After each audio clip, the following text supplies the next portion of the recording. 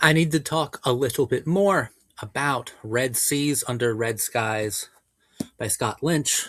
I went and started it again. I just reread it a few weeks ago.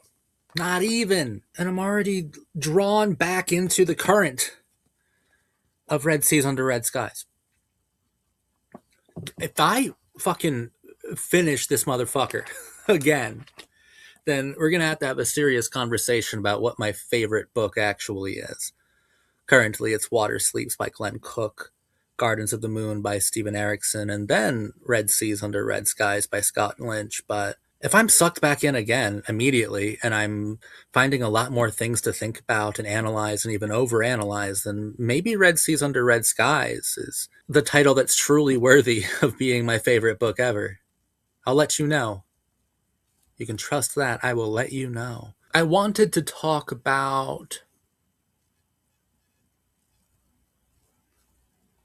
the narrative poetry of Red Seas Under Red Skies. And yes, I do run the risk in this video of overanalyzing the book, but what's truly the harm in that? And I don't think that I am shadowboxing or chasing ghosts in this video. I think that there's a lot to this book. It's so much fun that that sometimes we don't look at what's right in front of us. And I want to talk about some of the things that I find poetic about the pieces of the book that make up the plot's architecture. I want to talk about the Sinspire and Poison Orchid most directly because I'm struck by the mirroring, right? I'm struck by the use of poetic doubles within Scott Lynch's fantasy writing.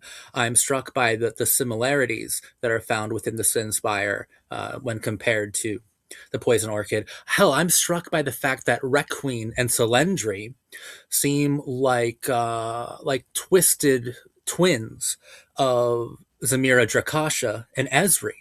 And if there are two primary pieces of architecture that make up this grand caper, this grand plot that is Red Seas Under Red Skies, it's the Sinspire and it's the Poison Orchid. The Sinspire is a machine for gambling. The Poison Orchid is a machine for piracy. They both follow strict hierarchies.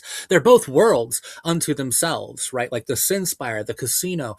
When you're inside of it within the book, it's its own universe, with its own unique levels, with different games, different players, right? And you can say the same thing about the Poison Orchid.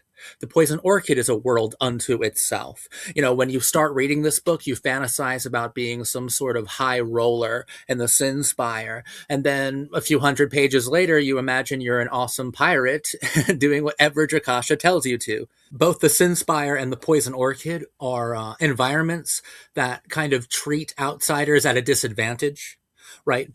Puts them through tests before bringing them into the fold, so to speak. And both are operated by individuals who have spent their entire lives mastering their craft, mastering their business.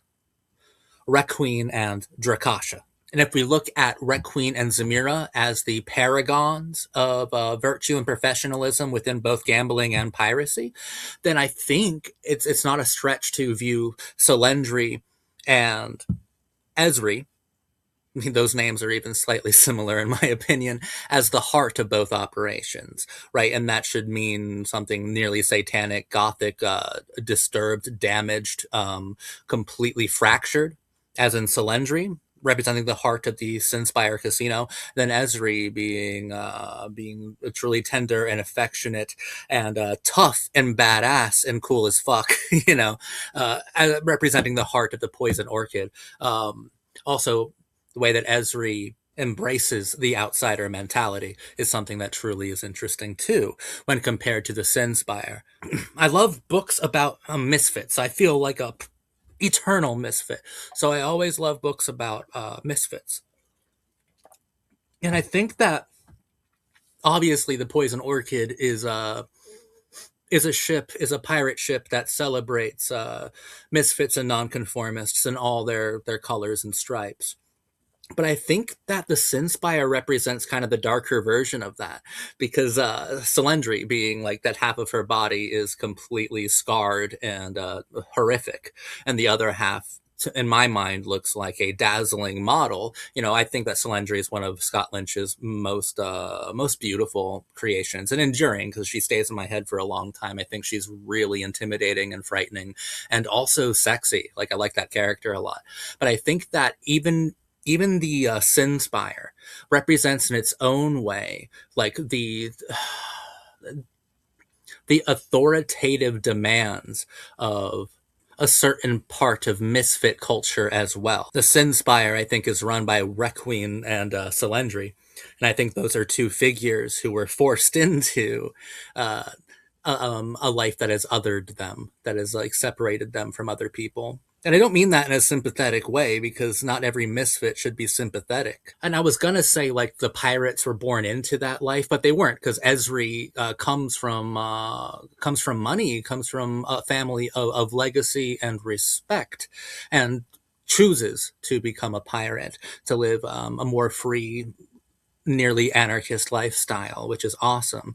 And obviously, Soulendry was forced into being like the physical embodiment of nonconformity, especially when it comes to not only beauty standards, but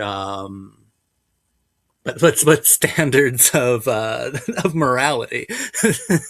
Like that so it splits her in half, and I think that like also split her moral compass in half as well. Or like they represent the misfits that the upper class creates of themselves, right? And the Sinspire is kind of their revenge writ large. There's a lot of different ways to view these two things. Also, I think that talk about like even in the ways that they are completely opposite, it still speaks poetic volumes about these two pieces of plot architecture, right? Like the Sinspire is stationary, whereas the Poison Orchid is constantly moving. The Sinspire is totally artificial, whereas the Poison Orchid, you could call it natural, because it is at least in the water. It is at least carrying with it, or swimming upon, sailing upon the absolute poetic metaphor, the embodiment of freedom and adventure and wonder. I think that Requiem's leadership is mostly about like numbers and planning and security. And I think that both Drakasha and Requiem need to be able to read people beautifully in order to survive. And I think that Drakasha's leadership is also about adaptability, survival instincts. And there's, I think, a large amount of empathy involved in Drakasha's leadership as well, which should speak volumes, because I think there's a psychopathy in the way that the Sinspire is run. I think that the Sinspire is run by two gleeful sociopaths. And through the Sinspire and the Poison Orchid, we can see how Scott Lynch treats plot architecture as not simply plot architecture, it's also social architecture. It is class architecture, it's organizational architecture, it's also the architecture of expertise.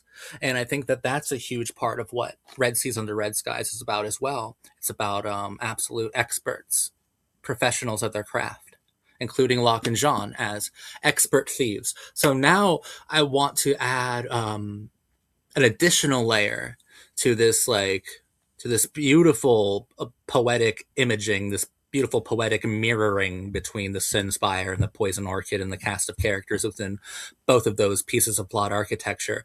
I want to add Stragos and Moraine, who I also think those two poetically interact with Requiem and Soulendry, Drakasha and Ezri, and of course, obviously, to Locke and Jean.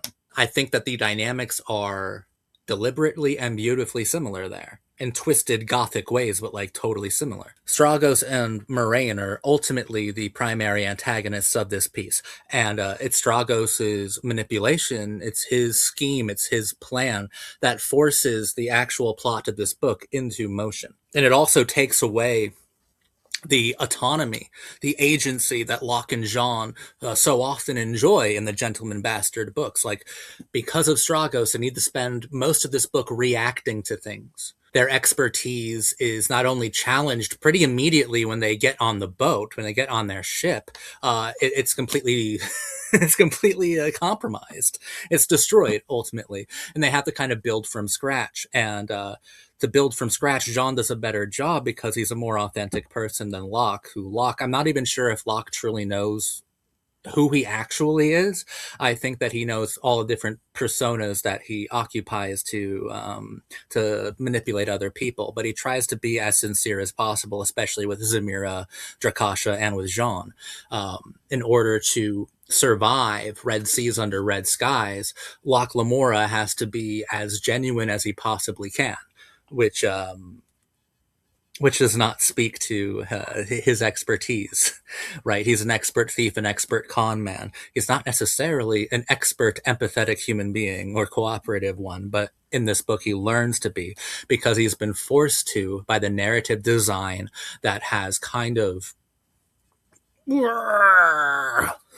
absorbed the two pieces of plot architecture, the Poison Orchid and the Sin Spire, and has manipulated those two things for the design's own personal gain, which I find best represented within Stragos, and then policed by Moraine. And then Moraine's on even a level higher than Stragos, metaphorically, poetically, and literally within this plot, working for people that we don't necessarily know, executing people, ensuring that the plot moves in certain directions, right? Moraine is the most mysterious figure in this entire book, and she remains the most mysterious symbol when we're reading the subtext as well. And at least the language that I'm using to do it.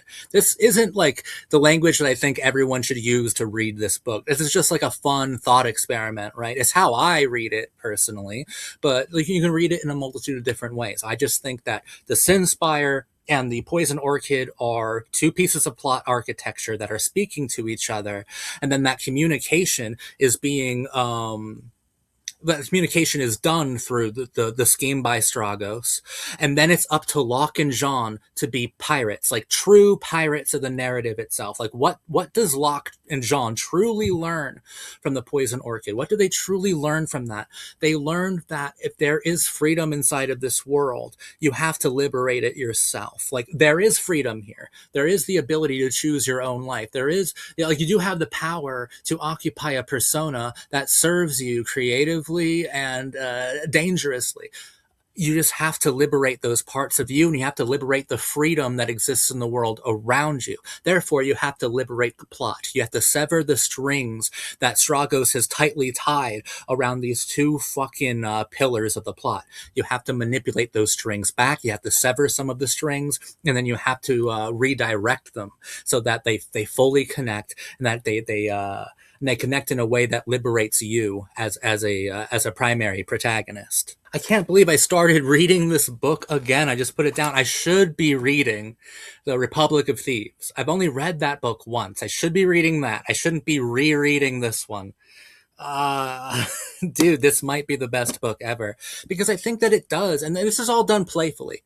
I don't mean to make this poetic reading of the book sound more serious than it ought to. Like this is all done playfully. We're talking about the fucking coolest fantasy casino in the world and the most lovable group of pirate women ever. Like this is still like so much fun to interact with, and it does make you look at your own life and be like these are like the massive pieces of architecture within my life, but it feels like something's repressed within it, or like something is restricting my movement within these pieces of plot architecture. So you got to find your Stragos. You got to find what is poisoning you slowly, and you have to outsmart it. Right. And it's best to do that with someone who understands you best. It's best to do that with a friend, with a lover, hell, with a colleague, with anybody who can also kind of see the designs, see the threads, see the tacks in each, see the nails, and also can see the hammers, the saws, and the things that you can use to liberate yourself from these things that make you feel trapped. And once those are undone, once Locke truly starts to, just like the pirate ship Poison Orchid does, which is like liberate the world around them in order to live a life of liberated pirate adventure. when he's able to do that to the plot threads, to the Stragos, to all the stuff that is controlling him, when he's able to liberate himself even just a little bit, we see the Sin Spire in its full glory. We see the Poison Orchid in its full glory. We get to, and by the way, neither of them fall. Right, the Poison Orchid doesn't sink. We do lose Ezri, and that's a huge deal. That's a huge defeat. We lose the heart of the Poison Orchid itself, but I think that heart has been bequeathed to people like Locke and a person like John, and certainly Drakasha as well. I think there's a subtle but striking difference in her character and the way that she behaves after Ezri dies. But neither structure falls. Like the Sin Spire, like, comes out of this almost entirely unscathed. Right? It's this great fucking scheme, and he doesn't even want to get inside the vault. Locke doesn't even want to get inside the vault. It's impenetrable, you dummy. I made up these fake chairs, and there's some tools in there that I can use to cut out all these paintings that should be worth a fortune and jump out. But those paintings are reproductions, right? Ultimately, Requiem has the last laugh, and it's not even that furious about being outwitted by Locke Lamora. He should be furious, but he's not. and Selendri was proven right the entire time, but neither structure falls because both structures, I think, aren't only integral to the architecture of the plot itself. I think they're essential to our enjoyment of the book. I think that, and I think that both represent something vital to what the human condition looks for in fun fantasy books.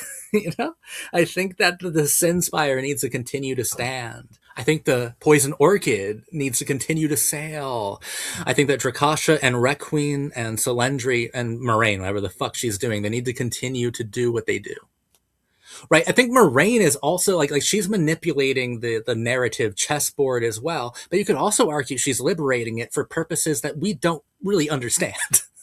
You know, I think every character here is wonderful, and of course, I think Moraine interacts with Stragos in the same way that Selendri interacts with Requiem, which is the same way that Ezri interacts with Zamira, and which is the same way that Jean interacts with Locke. I think that all of these different parts are speaking to each other beautifully, which is something that you didn't really get in the Lies of Locke Lamora. Here, I'm going to be so annoying. Go ahead and roll your eyes, but I think it is. This book has been crafted like it was a beautiful ship. Okay, it's able to withstand some storms, natural elements. It's able to carry as many people that read it, as possible. And just like a pirate ship, this book is able to liberate the reader, either by unlocking parts of their imagination, by making them realize desires, not just sexual, but like narrative, like you want to go on adventures and do all these awesome things. So not just erotic, but thematic desires of the readers. I think that this book actually acts like a pirate ship, and I think it raids the hearts of the readers. And I think that what makes it what gives it its integrity, its structural integrity, are all these different pieces of plot architecture, but specifically the Sin Spire and the Poison Orchid and the very specific characters that populate both of those pieces of architecture. Then you got Stragos, Moraine, Jean, and Locke in the middle of that. And we see how Stragos treats that architecture. He abuses both pieces of plot architecture. And Locke and Jean try to do their best to liberate both, right? Well, I mean, technically liberate the Sin Spire of its treasure, and liberate the Poison Orchid and all the pirates, for that matter, from Stragos's evil designs. But then you get Moraine, who is trying to do something insane, seeming to be acting almost as a rogue agent. It's really exciting.